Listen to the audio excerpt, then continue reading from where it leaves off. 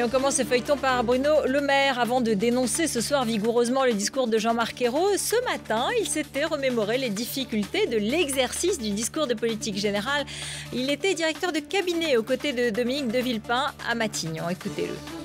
C'est un exercice extraordinairement difficile parce qu'il faut à la fois fixer un cap pour la nation, c'est ce qui est le plus important, et en même temps, il faut rentrer un peu dans la mécanique pour expliquer comment est-ce qu'on va atteindre ces objectifs. Et puis, dernière complication, le président de la République, malgré tout, met toujours un peu son nez dans ce genre de discours. Ah, et à l'époque, Jacques Chirac, il était intervenu directement ou... À l'époque, Jacques Chirac regardait la copie et puis la renvoyait quand ça ne lui satisfaisait pas.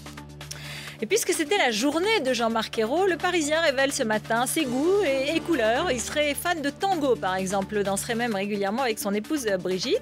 Le Premier ministre cultiverait également une véritable passion pour les polars et notamment les San Antonio. Matignon à la diète, c'est en tout cas ce qu'affirme encore ce quotidien. On y apprend que pas une goutte de champagne n'a coulé depuis plus d'un mois chez le Premier ministre. Et désormais, les réceptions se font muscadet. Changement aussi de gamme au niveau des voitures. Les ministres Michel Sapin et Vincent Peillon ont troqué leur Peugeot 607 contre des Citroën C5. Et puis Cécile Duflot, elle continue à se déplacer en vélo. Elle en aurait même commandé 3. Carla Bruni n'est pas enceinte, c'est elle-même qui l'a fait savoir au magazine Gala pour mettre fin aux rumeurs lancées il y a quelques jours par un de ses concurrents, Closer. Restez avec nous, on passe au face-à-face.